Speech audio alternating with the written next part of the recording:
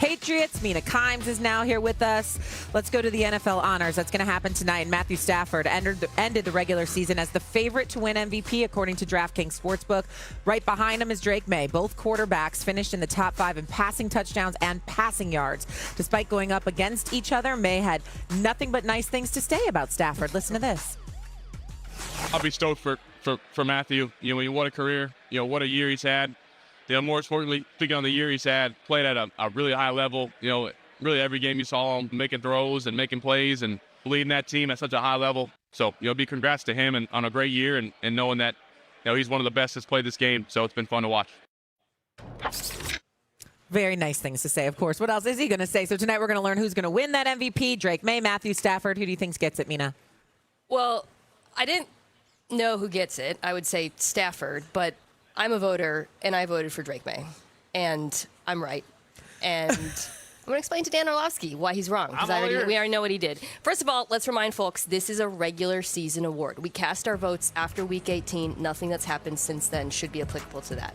Over the course of the regular season, for me, I look at two things, dominance and then value. From a dominance perspective, Drake May was better than Matthew Stafford in just about every meaningful statistic.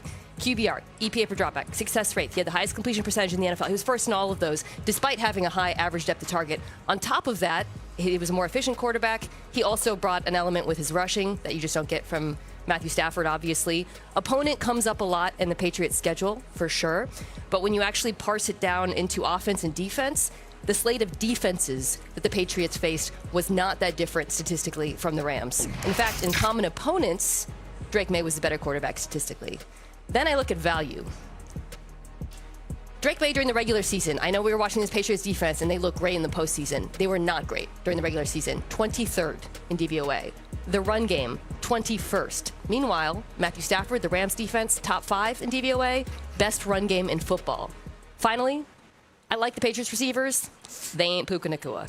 So when you look at who carried their team more, who did more with less from a value perspective, in addition to the statistical dominance, to me, it is clearly Drake May. All right, so one, I don't know who's going to win. I voted for Stafford. This is my biggest pushback to you, and this is where you lose it. You can't, on one hand, talk about the numerical advantage or the statistical advantage that Drake May has on some of the things that you reference, and then not talk about the schedule. I just did. I talked about the schedule. If you look at the defenses, Mina, the top-ranked defense New England played against was Buffalo at 12. Statistically, yes, I am telling you, New England's a slate of defenses they faced. If you look at EPA per play, not much easier than the Patriots. But and easier. In common opponents, Drake May was the better. Yeah, slightly easier. Common opponents? What is that? They both played the NFC South. You can look at the 6 teams that they both played, put up their stats side by side, and Drake May was better against those that's teams. Over the court, like this game versus that game versus this game. You're literally trying to bring up schedule, and I'm giving you schedule back. No, but you can't say just a blank statement of a common opponent because when Drake May played against a common opponent in that defense, Panthers, who was Bucks, playing whatnot. on the defense in that game versus who was playing on the defense versus this game. So in those common different opponents, flows of games. Yeah, but you're not actually bringing facts. You're not explaining to me that Matthew Stafford played more. I'm just saying, you're not like. How am I not bringing up facts when I tell you? The problem is this. Hold on. You're like, maybe different players were playing, but you're not actually giving me examples here. Okay, but how in can those you? Games. But you're bringing up. Why was Stafford so much worse against the Falcons? How is it not a fact that the best ranked statistical defense the Patriots played this year were the Bills at 12? Is that a fact, yes or no? Sure. Okay, so whoever played the single hardest defense should be the MVP just because one opponent was more difficult. No, but when you say this quarterback's DVOA or statistical ranking is higher, and I tell you the best defense that he played against over the course of an 18-game season was 12th, and over the course of an 18-game season, the defenses Stafford played ranked 20th, Drake May 17th. Is that enough of a difference to justify the statistical argument that I made earlier about May's dominance, as well as you haven't even gotten to the value side of it? The run game, the defense. Let's talk about value. Honestly, what quarterback is asked to do more when it comes to the difficulty of throw? I mean, Drake made some of the most difficult throws downfield of the entire season. Ryan, back me up here. What quarterback Was Drake May not the best deep ball passer? I don't know if I can talk because Dan wouldn't let me talk. So I'm not sure. Get in if here. Dan says I can talk, then I'll talk. That is true. That You is didn't answer true. the Because he question. prefaced a lot of the comments by saying you can't say, telling people what they can't say. Yeah, So I don't go ahead, know. RC. You Yeah, can so I don't- speak. So I don't really know. I'm confused. So here's what I think Matthew Stafford is going to win the MVP. I do too, probably. And I believe the MVP for so many different seasons is about narrative. The narrative around Matthew Stafford is he's always been this incredibly talented quarterback. He goes to Los Angeles and he wins the Super Bowl. And this is probably one of the better seasons we've seen from a 37-year-old quarterback. And I can only think about Aaron Rodgers, and I can only think about Peyton Manning, who were playing at that level along with Tom Brady at this age. So all those things go into it. When I think about value to the team, Drake May's value to the team to me is higher because offensively, his team isn't as skilled. Offensively, his team can't boost him the way that Matthew Stafford can be boosted. And let's be honest, a ton of these touchdowns from Matthew Stafford in the red zone were run-pass options or pass-run options that he watched Davante Adams win on. And the hardest part about these conversations is both these dudes are worthy of votes. Oh, yes. Both of these dudes Two spectacular played seasons. the two best seasons at the quarterback position. But when you are just looking at the value of the person, I think Drake May provided more value for his team. And the Rams, in my opinion, are in a different place and better place than the New England Patriots are if Matthew Stafford misses time as opposed to Drake May. That's the value couple of things, America. First thing, okay, let's get some things out of the way first. First of all, it just shows you how special ESPN is because we can bring you NFL Live in the morning on first take. All two shows all rolled up into one. But nobody can do that like us. That's number one. Number two, as the least qualified individual on this set to tell you what I feel about this particular subject, I'm going to tell it to you anyway. If I had a vote, it would have been for Matthew Stafford, not taking anything away from what Mina highlighted about the year that Drake May has had. But I love the fact that RC brought up narrative because as an NBA guy, a lot of times the narrative rules the day. There were years Michael Jordan deserved the MVP. He didn't get it.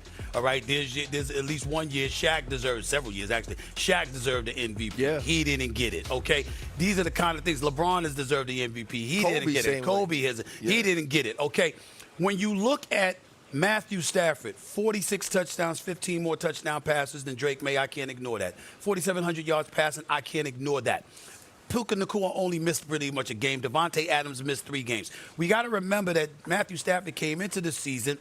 There was speculation that he was going to miss the early part before that didn't happen because of his back injury. He goes out there. Not only does he play, he plays lights out. We see a Seattle defense that was ranked number 1, but somehow, some way, when they went up against that brother, he drops 37 one game without Davante Adams, drops 27 another in an NFC Championship game.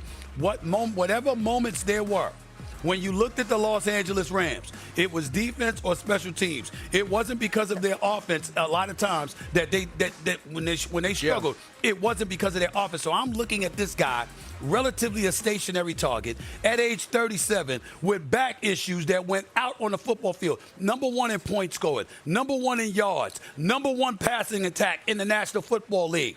And it was all because of him. But it's not all because of him. No offense is because of him. No, but some are more so than others. That's what Ryan and I were saying. The Rams had the best run game in football this year, guys. Listen. The best. Williams ran for 1,252 yards, if I remember correctly. The point is, again, when you've got a cat like Matthew Stafford throwing you the football, it's not just about your running game helping your passing game. It's also about your passing game helping your running game. Sure. Because this brother could throw the football like that, too. So let's not forget that. He's special. And I'm just looking at it from that standpoint. I actually thought they was going to be in the Super Bowl because of this man right there. They should have been. They should have been. So let me ask this question. I know it's a regular season award. That's what I'm saying. If it was a postseason award, I would be making a totally different argument. So let's pretend like we can include the postseason here. I know we can't. We're changing the rules. Would you still say Drake May should win the MVP? If we were including the postseason, no. But as a voter, I have to be very adhere to what we're voting on. I also I understand what y'all are saying about narratives, and I honestly think that's a big part of why Matthew Stafford is going to win. And I'm not against it. He was spectacular this season. But for me, the way I approach these votes is I don't think about narratives. I don't think about storylines. I don't think about career achievement. I'm focusing on one season, who is better, who did more with what was given to them. Do you have a Hall of Fame? Do you have a Hall of Fame vote? I don't. They need you. They need you. I don't. Well, go ahead. The way I vote really off of just tape, like what quarterback, the way they're playing, what they're asked to do, who they're doing it with versus who they're doing it against. Matthew Stafford versus top 10 defenses this year, 13 touchdowns, 1 interception, a QBR of 75.8. The 14 playoff teams. That was the toughest schedule out of anybody that made the playoffs this year. It's the 5th toughest schedule of anybody since 1970. Yeah. New England, since 1970, it's the easiest schedule. But that's you're doing both sides of the ball. Isolated Correct. it to defenses. Matthew Stafford, 46 touchdowns, 8 interceptions, 23 sacks. That is 15 more. The touchdowns, 15 more than the sacks and interceptions combined. Everybody who's done that number, 15 or more, has won the MVP. Aaron Rodgers, Peyton Manning, Dan Marino. There's no way that you can watch both of those young men play, not young men. Drake had a great season, and say Drake was asked to do the same stuff from a pass game perspective, Matthew was, and make the same throws. I think that's the point, though, of why before I started, and I think Mina did as well, we said we expect that Matthew Stafford is going to win because many of those things that you're saying are true. We're just talking about the value to the team, and I think the way that Drake May played, the way it elevated a roster to where his team ended the season as opposed to Matthew Stafford, I think there's a difference in what they did within those They also won their division, unlike the Drake Rams. May could join Kurt Warner as the only players to win MVP in a Super Bowl within the first 2 seasons in the NFL. By the way, Matthew Stafford against the Blitz this year, 32 touchdowns, 1 interception. Drake May so much better under pressure. 32 touchdowns. We'll keep debating this in the break. Coming up, what is more likely to happen in the Super Bowl? Is it going to be a Pats win or a Seahawks blowout? This will be must-see TV when we discuss this next. Plus, with Anthony Davis being shipped out of Dallas yesterday, how bad does last year's Luka Doncic